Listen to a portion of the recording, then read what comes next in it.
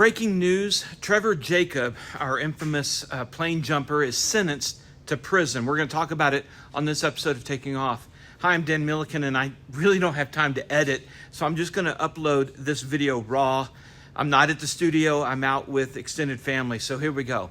Most people are aware of the Trevor Jacob stunt, but in case you've been unaware, here's what happened.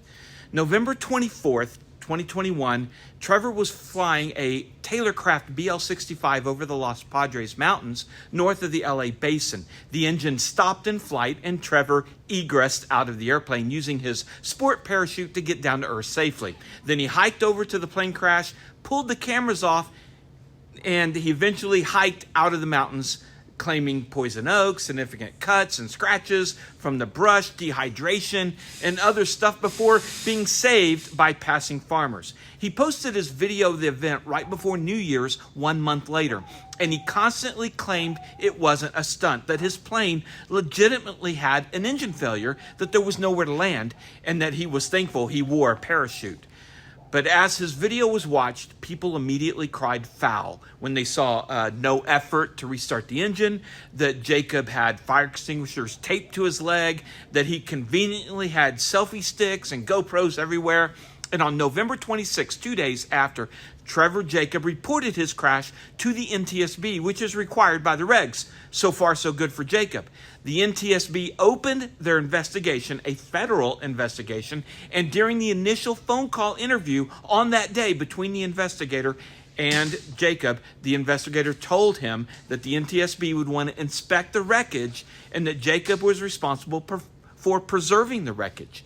And on multiple follow-ups, the investigator requested the coordinates to the wreckage, and on November 30th, via email, Jacob responded he didn't know the coordinates and was having trouble finding the wreckage. Again, on January 3rd, 2022, the investigator inquired about the location of the wreckage, and Jacob replied he didn't know where it was. Meanwhile, in early December, Jacob contacted a helicopter company and with a friend, flew to the wreckage and hauled the plane back to his hangar where he cut it up and disposed of it. And this is the crux of Jacob's legal problem: obstruction of a federal investigation, a felony to which he pleaded guilty last May, and now the sentencing has come out today. Trevor Jacobs is sentenced to 6 months in the federal penitentiary for destruction and concealment with the intent to obstruct, which could have carried a 20-year prison sentence. Jacob said through his attorney that he was humbled and grateful for the judge's ruling. And here's some of what he said. I've learned more about myself than in my entire prior life combined, he said. I've learned from my mistakes, and I look forward to being a contributing member of society and a mentor for youth. I'm excited to continue my positive growth as a person through my 6-month term in prison. A lot of people in the aviation community were appalled and offended by Jacob's stunt, crashing a good plane just to get views.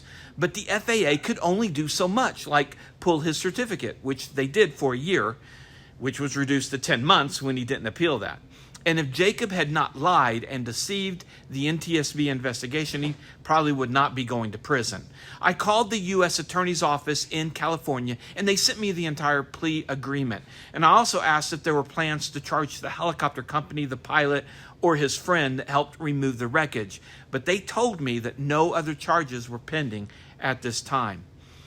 I read the plea agreement when it came out last May, all 18 pages. And at that point, the U.S. Attorney's Office couldn't recommend sentencing, but they would agree to a lesser than 20 years that was the maximum on the table. An interesting part of the plea agreement: if the sentencing ended up being less than 2 years, Jacob could not appeal. If it was more than 18 months, the USAO could not appeal. And this 6-month sentence does give the USAO the option to appeal the sentencing, and not sure at this date if they will. Also in the plea agreement, Jacob has made clear that this is a felony and that the conditions of a convicted felon apply, like losing the right to vote, carrying of a firearm, etc. Also, many have said that Jacob permanently lost his pilot certificate. By the plea agreement, it states that he can't reapply during the imprisonment or during any probationary term. To me, it's not clear if the skies are forever off limits to Jacob. And if you have different information, let me know in the comments below. And that's the news. Thanks for watching, and thanks to our sponsors like 67 Designs. Check out all our sponsors in the description below, and I'll see you next time. Remember, superior judgment trumps superior skills.